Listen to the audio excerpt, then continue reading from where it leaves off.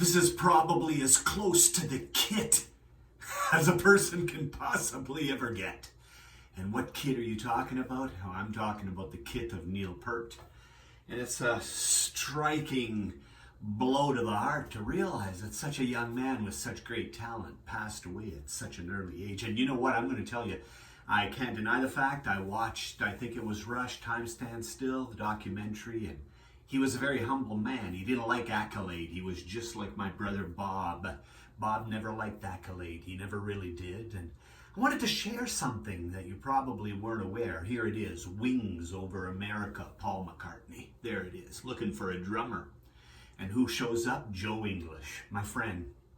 A tragic thing after they sold millions of records happened to Joe English that brought him to his knees. And it reminds me of what David said. Affliction is a friend of the wise. Use it wisely. I mean, it's like the song says, I never promised you a rose garden. But Jesus made it at least to the Garden of Gethsemane and to the cross. That's the point. And there's a story in the Bible here that I wanted to share, if I can, about a landowner, and he's going away, and he's going to entrust 3 people with talents. It's the parable of the talents, the 10 talents. The talents was a sum of money, but hey, today it could be what you can do for God, right? And obviously the person that's gone is Jesus, but he's coming back to see what you have done with your talent, what you have done with what God has given you.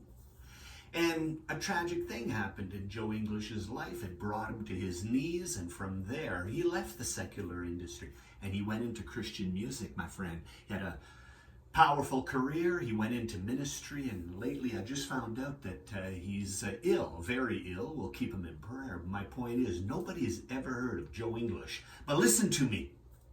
The landowner is coming back, and he wants to know what you've done with your talent. So the one guy doubled his money. The other guy, he did well too, but there was one guy, he didn't do anything. He took his talent and for fear, probably because he was lazy too, buried it in the backyard. He didn't do anything with it. And the landowner returned to tell him, I could have put that money in the bank and got interest on that money. You wicked servant. In other words, you just didn't do what was right, which was a reflection of your attitude that you had towards me. And that's the purpose with the talents that God give you.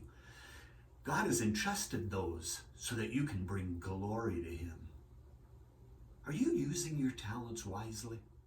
The kid